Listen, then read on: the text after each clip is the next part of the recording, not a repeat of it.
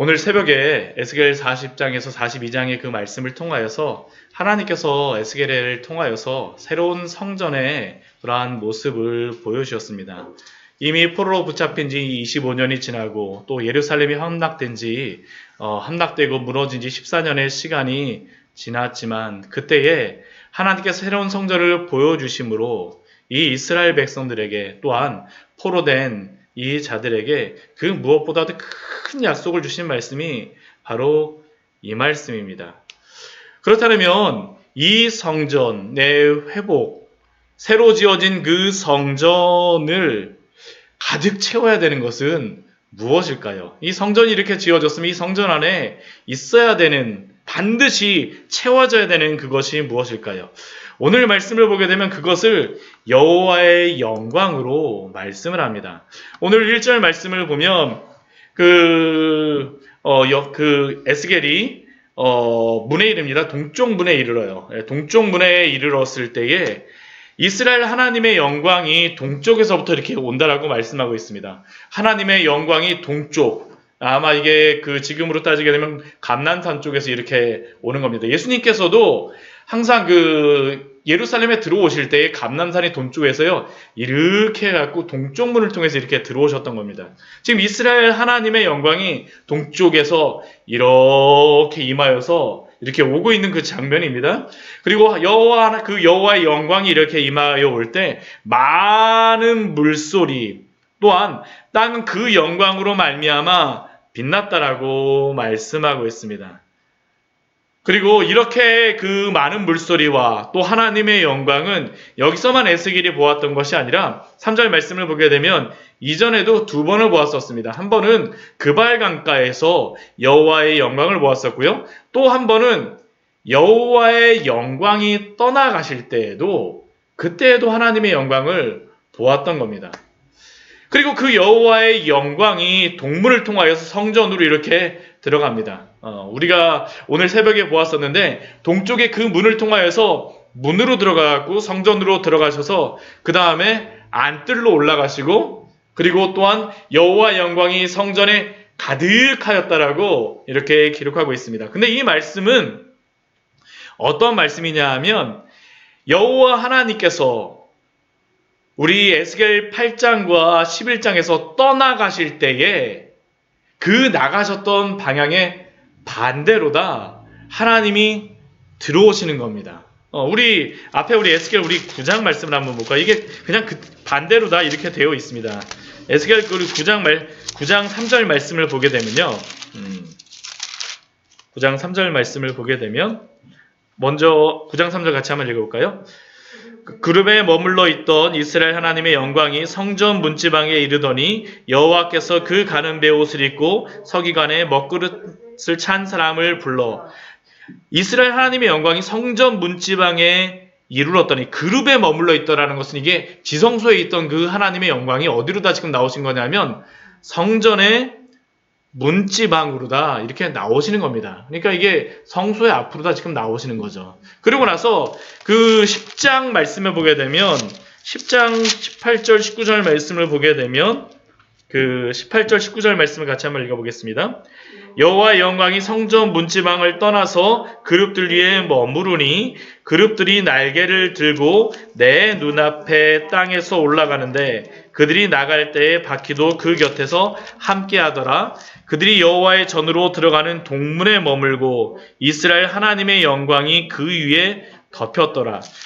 여호와의 영광이 성전 문지방을 어떻게 했습니까? 이제 떠나셨어요. 떠나셔갖고 지금 어디에 있는 거냐면 지금 오늘 우리가 읽었던 동문에 지금 계신 겁니다. 동문에 계세요.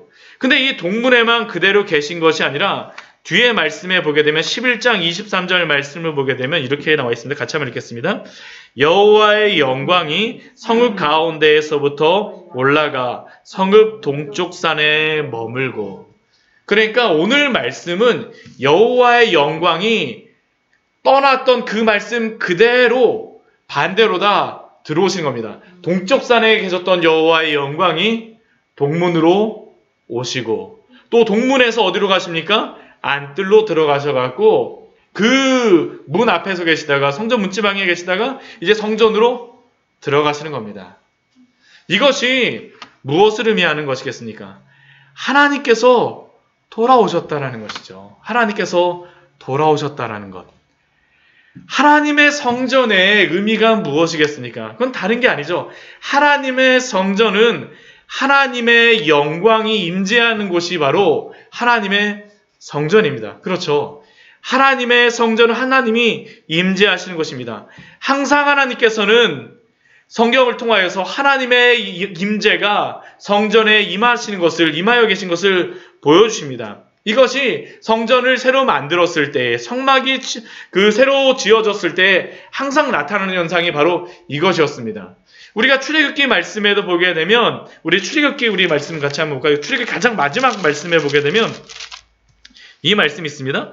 출애굽기 40장 34절 35절 말씀을 같이 한번 보겠습니다. 출애굽기 40장 34절 35절 말씀입니다. 같이 읽겠습니다.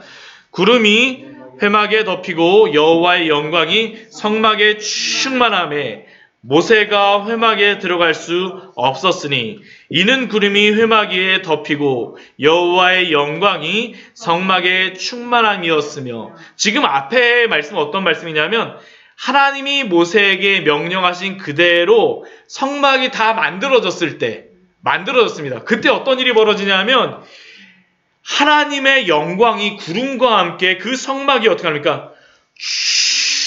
충만하여진 겁니다.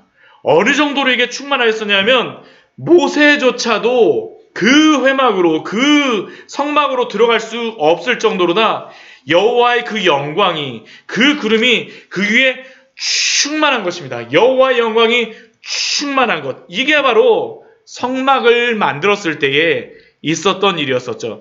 이것뿐만이 아닙니다. 솔로몬이 성전을 완공하였을 때도 동일합니다. 우리 열왕기상 말씀을 보게 되면 동일한 말씀이 나와 있습니다. 우리 열왕기상 8장 말씀 한번 볼까요? 열왕기상 8장 10절의 말씀입니다. 10절과 11절의 말씀입니다.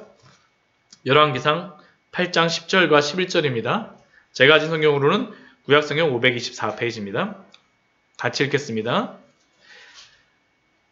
제사장이 성소에서 나올 때에 구름이 여호와의 성전에 가득하매 제사장이 그 구름으로 말미암아 능히 서서 섬기지 못하였으니 이는 여호와의 영광이 여호와의 성전에 가득함이었더라. 성전이 만들어졌을 때에도, 솔로몬의 성전이 완성이 되어졌을 때에도 어떤 일이 있었냐면 동일합니다. 하나님의 영광이 이곳에 충만하게 임하심으로 말미암아 제사장들이 그 구름으로 말미암아 능히 서서 섬기지 못하였던 일이 있습니다. 그리고 이 일이 지금 어디에서 있는 겁니까? 다시 하나님께서 에스겔 선지자에게 이 성전의 환상을 주시면서 하나님의 영광이 이곳에 오셔서 이곳에 가득하였다라는 것을 보여주고 있습니다. 하나님의 영광이 온 것, 하나님의 영광을 통하여서 충만함이 다시 이루어질 것이다라는 것을 약속하여 주시고 에스겔에게 보여주시는 것이죠. 하나님의 성전, 교회는 그래서 다른 것이 아니라 하나님의 임재가 충만하며 영광이 충만하며 또한 성령의 충만한 곳이 바로 하나님의 교회이며 성전입니다. 이것은 우리의 교회에도 동일하게 말씀하시는 것 아닙니까? 우리가 우리의 교회를 향하여서 기도해야 될 것이 무엇일까요? 다른 것이 아닙니다. 하나님의 영광이 충만한 교회 되게 하여 주시옵소서. 하나님의 임재가 충만한 교회 되게 하여 주시옵소서. 제가 요즘에 기도의 제목이 있습니다. 뭐가 있냐면 이 앞에 담배 피는 분들이 막 와서 여기서 막 담배를 피세요. 처음에는 제가 여기서 담배를 피니까 한편에서는 화가 나더라고요. 교회를 이렇게 막 했는데 여기 와서 담배를 피는 게 아니 어떻게 저렇게 할 수가 있지 그랬었는데 제가 요즘에 기도의 제목이 바뀌었습니다. 기도의 제목이 바뀐 게 뭐냐면 여기 와서 담배를 필 때 담배 연기가 자욱하는 것이 아니라 하나님의 영광이 이곳에 가득함으로 말미암아 이 사람들이 하나님 앞에 돌아오게 하십시오라는 게 저의 기도의 제목이에요. 그래서 여기 오게 되면 이 사람들 여기 와서 있으면 앞에 이렇게 문 딱 열어보고서 기도합니다. 하나님 저 사람들 돌아오게 해주세요. 그럼 언제가 될지 모르겠습니다. 그러나 하나님의 영광이 정말로 이곳에 가득함으로 말미암아. 그래갖고 오시는 분들에게 제가 여기 조그만 이런 거 하나 붙여놨는 거죠. 뭐냐면 오시게 되면 제가 담배 말고 비타민 음료를 드릴게요 해갖고 만나면 제가 비타민 음료를 해갖고 하나씩 막 드리고 있어요. 정말 그분들이 저는 담배 피는 것 그게 싫은 게 아니라 저분들이 정말 예수님 믿으셨으면 좋겠다. 다른 게 아니죠. 하나님의 영광을 볼 때 그러한 일들이 있지 않겠습니까? 우리가 한국 교회 안에서도 우리 교회 안에서도 이게 바로 우리의 기도의 제목이 되어져야 되고 우리의 자랑이 되어야 되겠죠. 교회의 큰 업무를 자랑하고 교세를 자랑하고 한때는 한국에서 세계에서 제일 큰 교회가 한국에 있다라는 것이 얼마나 큰 자랑이었습니까? 또한 한국의 교회가 1200만 명의 그러한 크리스천들이 있고 또 많은 교회들이 이렇게 있고 십자가가 막 서 있는 것들이 얼마나 우리의 자랑이었습니까? 그런데 지금 요즘에 우리 지금 이 시대를 보면서 이러한 것들이 또 한편에서는 자성하는 목소리도 많이 일어나고 있지 않습니까? 이러한 것들이 우리의 자랑이 되어질 수가 없구나. 불과 10년 전만 해도 신대원에 들어가기 위하여서 정말 재수를 하고 삼수를 하고 하였었는데 요즘에는 신대원 들어가는 게 미달이라고 되어지고 미달이라는 그러한 이야기를 듣고 또 불 꺼지는 교회의 젊은이들이 줄어들고 나이 드신 성도님들만 남아있는 교회의 모습 또 개척교회들이 곳곳에 많았었는데 광교에 이렇게 다녀보게 되면 교회가 쓸 수 있는 데에도 개척교회가 이제 별로 없어요. 네, 정말 재개척교회들이 세워지지 않는 그러한 모습을 볼 때 우리가 기도해야 될 것이 무엇이겠습니까? 다른 것이 아니죠. 하나님의 영광이 각 교회에 충만하게 하여 주시옵소서. 저는 이 말씀을 볼 때 정말 이 한국의 요즘의 이 시대 코로나로 인하여서 더 복음이 닫혀지는 그러한 모습을 보면서도 상황이 좀 녹록지 않구나라는 그러한 생각을 합니다. 그러나 제 마음속에 또 드는 생각은 학개의 말씀이 또 생각이 나요. 학개의 말씀. 하나님의 영광. 우리가 지금 에스겔 우리 40장 이후에 이 환상은 가장 먼저 이 환상이 시대 속에서 이루어진 때가 언제일까요? 바로 그 바벨론에서 돌아오고 난 다음에 제2성전이 지어질 때입니다. 근데 이 성전이 지어질 때의 그 모습을 학개 선지자를 통하여서 보여주셨었는데 그게 학개 선지자가 그 말씀을 보면서 이렇게 기록하고 있습니다. 우리 학개 선지자 우리 말씀 한번 보도록 할까요? 학개서입니다. 학개서 우리 2장 말씀을 보게 되면요. 그 성전이 지어졌을 때에 에스겔에게 주신 이 약속 이대로 지어지지 못했습니다. 이대로 지어지지 못했어요. 포로기에 있다가 오다 보니까 너무나도 부족한 모습이었었죠. 우리 학개서 우리 2장 3절 말씀 1311페이지입니다. 제가 가진 성경으로는 우리 2장 3절 말씀 같이 한번 읽어보겠습니다. 너희 가운데 남아있는 자 중에 이 성전의 이전 영광을 본 자가 누구냐? 이제 이것이 너희에게 어떻게 보이느냐? 이것이 너희 눈에 보잘것없이 아니하냐?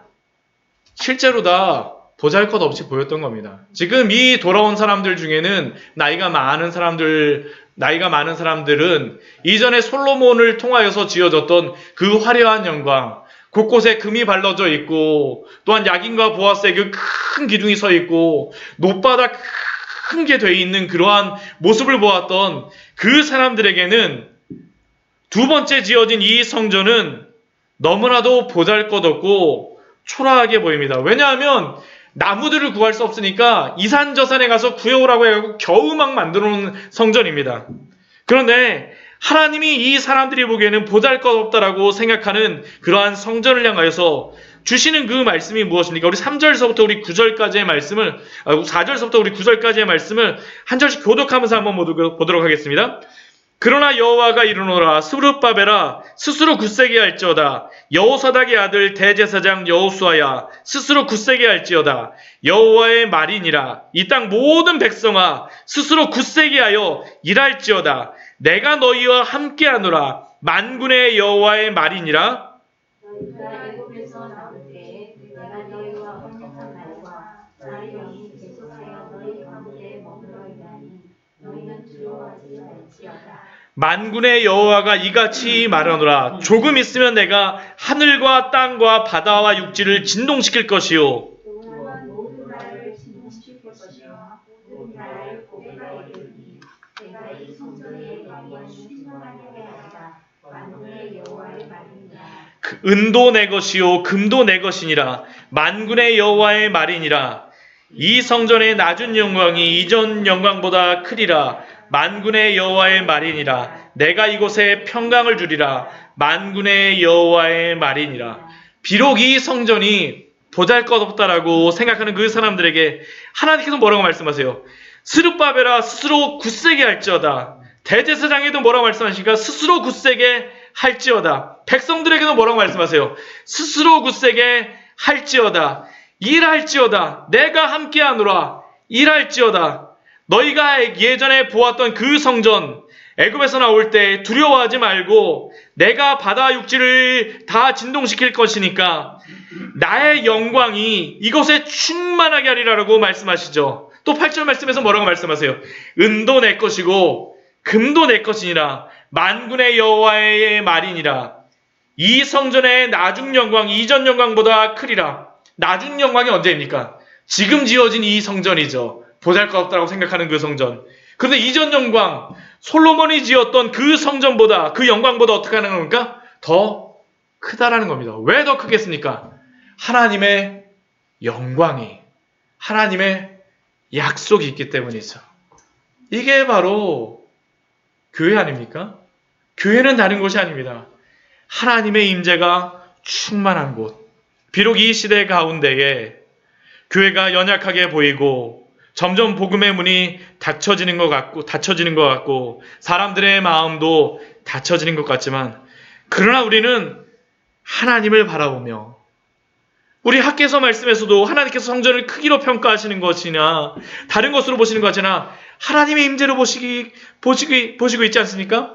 그 하나님의 약속을 믿으며 이 교회를 향하여서 이 시대를 향하여서 하나님의 그 부흥을 우리에게 주시기를 믿고 간구하는 우리 귀한 성도님 되시기를 축원합니다. 우리가 바로 이것을 위하여서 기도해야 되겠죠.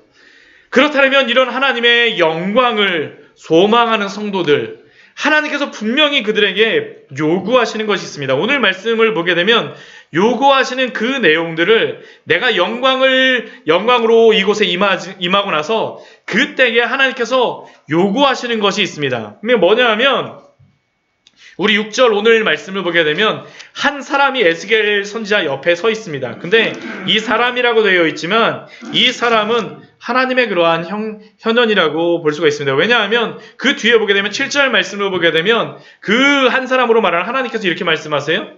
지금 지어진 이 성전, 하나님이 환상으로 보여주신 이 성전이 무엇입니까? 내 보좌의 처소요. 내 발을 두는 처소요. 내가 이스라엘 족속 가운데 영원히 있을 곳이니라. 하나님이 이곳에 영원히 하나님의 처소로서 영원히 있겠다라고 말씀하십니다. 임재하겠다라고 약속하여 주셨어요. 하나님의 영광을 이곳에 함께 하겠다라고 약속하여 주십니다. 근데 두 가지를 요구하시죠. 첫 번째는 성전을 더럽히지 말라라는 겁니다. 우리 7절 후반절 말씀에 보면 이렇게 말씀하죠. 그들의 왕들이 음행하며 그 죽은 왕들의 시체로 다시는 내 거룩한 이름을 더럽히지 아니하리라. 이러한 일들을 하지 말라라는 겁니다. 그 8절 말씀에도 보게 되면 그 행하는 가증한 일로 내 거룩한 이름을 더럽혔으므로 내가 노하여 멸망시켰거니와. 다시는 이렇게 더러운 일들, 왕들이 음행하는 것은 다른 게 아닙니다. 우상 숭배하는 것입니다. 여러 왕들이 신앙적으로 음행한다는 것은 우상 숭배하였던 것이죠. 또한 죽은 왕들의 시체로 내 거룩한 이름을 더럽힌다라는 것은 여기에 어떠한 다른 것보다도 왕의 어떠한 공덕비라든가 기념비들을 세워놓는 그러한 일들이 있었던 것 같습니다. 그러다 보니까 이것도 결국에는 하나님의 영광이 아니라 누구의 영광이 드러나는 겁니까? 그 왕들의 영광이 드러났었죠. 이러한 것들로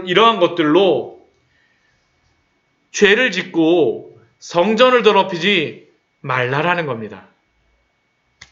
이러한 더러운 죄악을 더 이상 성전 안에서 행하지 말라라고 하나님께서는 에스겔 선지자와 또 포로된 백성들에게 요구하십니다.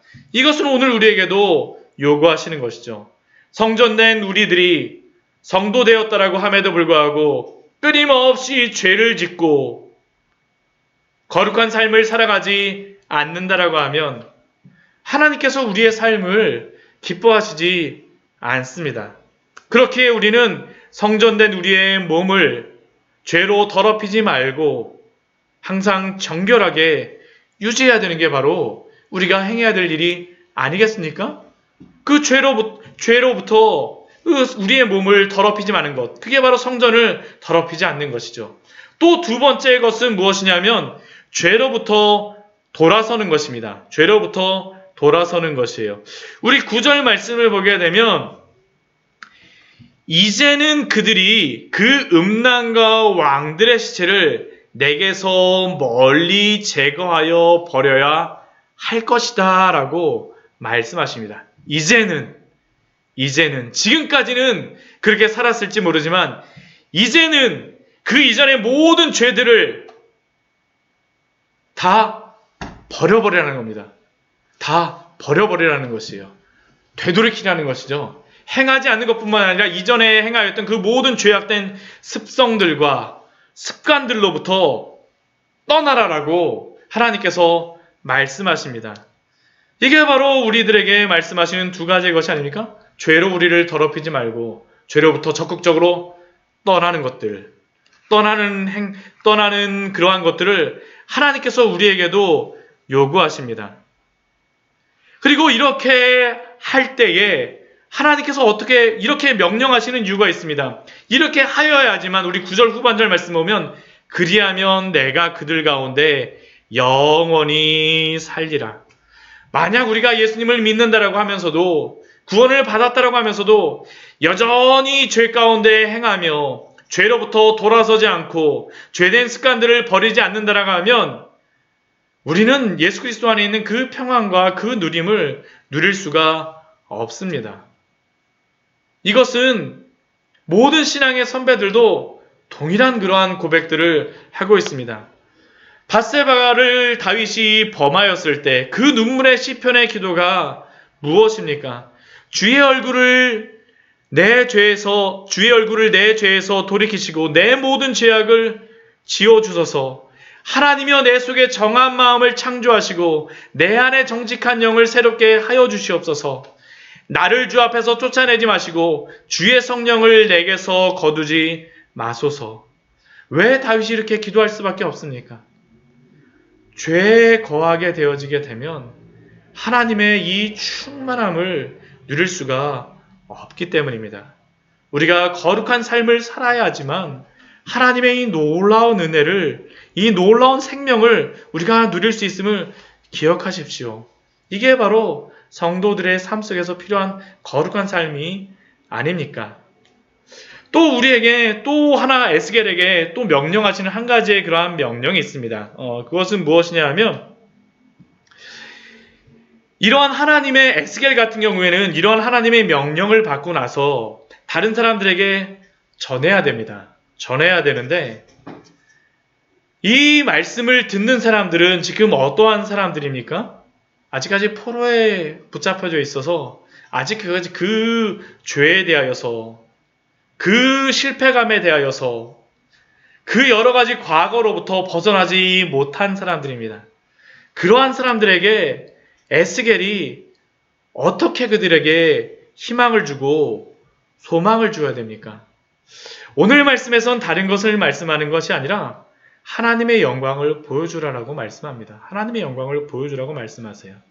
우리 그 10절 말씀을 보면 하나님께서 에스겔 선지자에게 이렇게 말씀하십니다. 인자여 너는 이 성전을 이스라엘 족속에게 보여서, 이스라엘 족속에게 보인다라는 이 의미는 무엇이겠습니까? 하나님의 영광이 드러난 이 성전을 보여주라는 것입니다. 보여주라는 겁니다. 또 그 뒤에 말씀을 보면 뭐라고 말씀하십니까? 우리 그 뒤에 보게 되면 이 성전을 이스라엘 족속에게 그 출입하는 곳과 그 모든 영상을 보이며 또 그 모든 규례와 그 모든 법도와 그 모든 율례를 알게 하고, 이러한 모든 하나님이 주신 이 말씀들을 사람들에게 어떻게 하는 겁니까? 보여주라는 겁니다. 하나님의 영광이 드러난 그러한 말씀을 그 이스라엘 백성들에게 보여줌으로 말미암아 그들로 하여금 돌아오게 하라는 겁니다. 우리가 하나님 앞에 사람들을 전도하는 방법은 다른 게 아닙니다. 하나님의 영광을 보여주면 됩니다. 하나님의 영광을 보여주면 돼요. 제가 예전에 그 사역을 하면서 그 중고등부, 유초등부 아니면 그 여러 가지 수련회 뭐 이런 것들을 하면서 어떻게 하면 예수님을 믿게 할 수 있을까라는 고민하던 그러한 시기가 있었습니다. 예수님을 믿고 교회를 다니며 말씀을 읽고 기도하는 것이 전 너무 좋은데 이것을 어떻게 소개하고 이것을 어떻게 알려줘야 될까? 그래서 이 수련회 같은 걸 가게 되면 어떻게 하면 분위기를 좋게 만들고 어떤 프로그램들을 준비해야지 아이들에게 그러한 것들을 잘할 수 있을까, 막 그런 것들을 굉장히 많이 생각하고 고민을 많이 했습니다. 근데 제가 나중에 깨닫게 된 중요한 것이 무엇이었었냐 하면, 제가 인위적으로 여러 가지 많은 것들을 추구하고 만드는 것도 중요하지만, 그러나 그 아이들에게 정작 보여줘야 될 것은 그러한 것이 아니라 하나님의 영광을 보여주는 것이구나라는 것이었습니다. 하나님의 영광을 보게 되면 마른 뼈와 같은 이스라엘 백성들에게도 변화가 있는 것입니다. 하나님이 다른 것이 아니라 나의 영광을 보여주라는 겁니다. 오늘 말씀도 바로 그것입니다. 나의 영광이 드러난 이 성전을 보여주고, 나의 영광이 드러난 이 모든 것들을 보여주고 알게 함으로 말미암아 하나님 앞에서 그러한 것들을 살아가게 하라라고 하나님이 말씀하는 겁니다. 이러한 영광을 본 사람들은 어떻게 되겠습니까? 우리 11절 말씀을 보게 되면 10절 말씀을 보게 되면 그들이 이렇게 하나님께서 이렇게 말씀하십니다. 인자여 너는 이 성전을 이스라엘 족속에게 보여주어서 그들이 이 성전을 보게 되면 무엇이라 합니까? 그들이 자기의 죄악을 부끄러워하고 그 형상을 측량하게 하라. 하나님의 영광을 보니까 자신의 그러한 부끄러움들을 보게 되죠. 자신의 죄악들을 부끄러워하게 되는 겁니다. 하나님의 영광을 보게 될 때 하나님 앞으로 돌아올 수밖에 없습니다. 우리 11절 말씀도 동일합니다. 만일 그들이 자기들이 행한 모든 일을 부끄러워하거든, 그들이 하나님의 영광을 보게 되면 하나님 앞에 부끄러워서 돌아오게 되는 겁니다. 하나님의 영광을 본 자들, 성령께서 그 마음을 주장하시게 되면 그 죄악을 부끄러워하고 하나님 앞에 돌아오는 일, 이것이 바로 교회에서 이루어져야 될 가장 중요한 일이 아닙니까? 하나님의 말씀을 통하여 하나님의 영광을 보여줌으로 말미암아 그 앞에 굴복하며 돌아오는 겁니다. 이게 바로 교회입니다. 이게 바로 성전이죠. 우리 12절 말씀은 성전에서의 법을 딱 한마디로 말씀하고 있습니다. 우리 12절 말씀 같이 한번 읽어보도록 하겠습니다. 성전의 법은 이러하니라. 산꼭대기 지점의 주인은 지극히 거룩하니라. 성전의 법은 이러하니라. 성전의 법이 무엇입니까? 거룩입니다. 거룩. 성전 안에 거하는 그 성도들에게 법은 다른 것이 아니라 거룩한 것입니다. 하나님 앞에 하나님을 믿고 하나님의 영광을 보고 변화됨으로 말미암아 하나님 앞에 굴복하게 된 사람들은 거룩한 법을 따라서 살 수밖에 없습니다. 성전된 우리에게 또한 고린도전서 3장 17절 말씀이 이렇게 말씀하십니다. 누구든지 하나님의 성전을 더럽히면 하나님이 그 사람을 멸하시리라. 하나님의 성전은 거룩하니 너희도 그러하니라. 우리에게 거룩하라고 말씀하시죠. 데살로니가 전서 4장 3절 말씀도 하나님의 뜻은 이것이니 너희의 거룩함이라고 오늘도 우리에게 말씀하십니다. 성전의 법, 거룩함으로 살아가시는 우리 귀한 성도님들 되시기를 축원합니다. 이게 바로 우리에게 필요한 그러한 삶의 방법들이 아닙니까?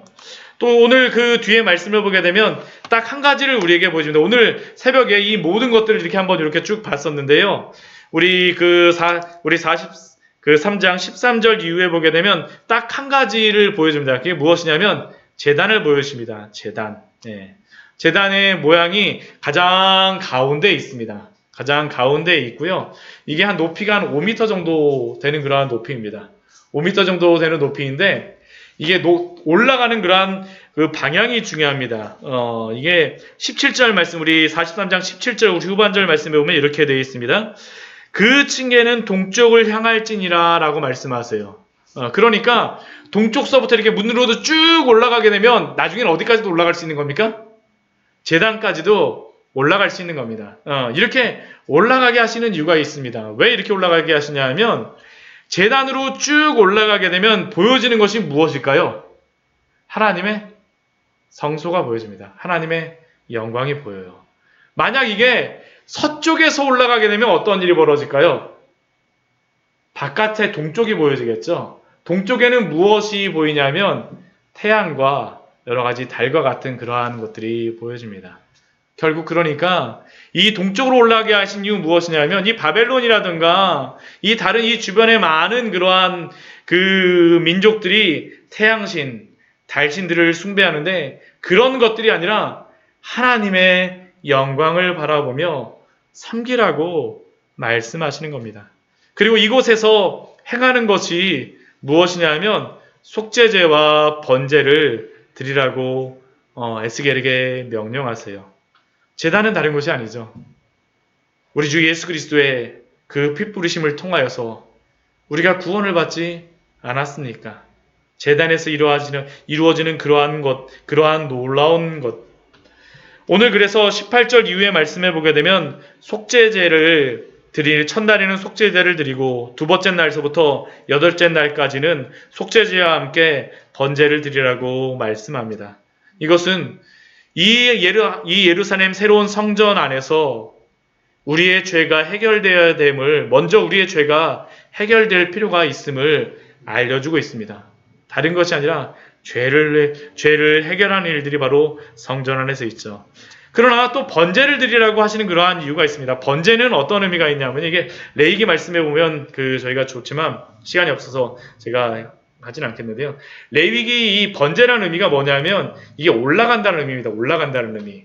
올라간다는 의미라서 속죄제나 다른 제사들은 모든 그 짐승을 다 드리지 않아요. 유일하게 모든 것들을 다 드리는 제사는 딱 한 가지가 있습니다. 예, 번제입니다. 번제. 그리고 이 번제에는 어떤 의미가 있냐 하면 속죄의 의미가 있습니다. 그러니까 번제도 예수 그리스도를 통하여서 우리의 죄가 사하여지는 것이 있죠. 근데 이 번제를 드릴 때 이 제물들이 어떠한 제물들을 드리라고 하나님께서 말씀하시냐면 레위기 말씀해 보게 되면 부자인 사람들은 소를 드리고요. 그 다음 좀 약간 가난하게 되면 염소나 양 드리고 조금 그거보다 어려워서 정말 드릴 수 없는 사람이잖아요. 그런 사람은 뭘 드리면 되냐면 비둘기들을 드리면 됩니다. 작은 것들을 드리면 돼요. 그러니까 모든 사람이 번제는 다 드릴 수 있도록 하는 제물이 바로 이 번제입니다. 결국 이 말은 어떤 의미가 이 번제 안에 있냐면 예수 그리스도의 그 속죄의 의미도 있지만 우리들도 이 성전 안에서 예배드리는 우리들도 하나님의 제물과 같이 우리를 거룩하게 드려야 된다는 것을 우리에게 말씀합니다. 로마서 우리 12장 말씀에 그것을 우리에게 그렇게 말씀하고 있지 않습니까? 로마서 12장 우리 이 말씀만 읽고 오늘 말씀을 마치도록 하겠습니다. 로마서 12장 1절과 2절의 말씀입니다. 하나님이 우리에게 제물을 드리라고 말씀하세요. 예배를 드릴 때, 성전에서 예배를 드릴 때. 우리 로마서 12장 1절과 2절의 말씀을 같이 한번 보도록 하겠습니다. 그러므로 형제들아 내가 하나님의 모든 자비하심으로 너희를 권하노니 너희 몸을 하나님이 기뻐하시는 거룩한 산제물로 드리라. 이는 너희가 드릴 영적 예배니라. 너희는 이 세대를 본받지 말고 오직 마음을 새롭게 함으로 변화를 받아 하나님의 선하시고 기뻐하시고 온전하신 뜻이 무엇인지 분별하도록 하라. 우리가 구원받은 이후에 거기서 끝나는 것이 아니라 우리의 구원에 대한 삶 이후에 분명히 예수 그리스도가 우리를 위하여 산 제물 되셔서 우리를 구원하여 주셨사오니 그 은혜를 받은 자들은 또한 우리 스스로를 하나님 앞에 산 제물로 드려서 거룩하게 살아갈 것을 말씀하십니다. 이게 바로 성전 안에서 있어야 되는 일들이죠. 말씀을 정리하도록 하겠습니다. 하나님께서는 오늘 에스겔 선지자를 통하여서 이 성전 안에서 어떠한 것들이 있어야 되는지를 말씀하십니다. 먼저 성전 안에 있어야 되는 것은 하나님의 영광입니다. 하나님의 영광이 없는 곳은 성전이 아닙니다. 그리고 그 영광이 있는 그곳에서 우리에게 요구하십니다. 죄로부터 떠나고 죄를 짓지 말고 또한 하나님 앞에 굴복함으로 말미암아 우리를 거룩한 산제물로 살라라고 말씀하셨사오니 이 은혜 안에 날마다 살아가는 우리의 삶이 되어지게 하여 주시옵소서. 주님 앞에 같이 기도하며 나아가기를 원합니다. 우리 같이 기도하도록 하겠습니다. 우리 하나님 앞에 우리 잠시 오늘 말씀 기억하며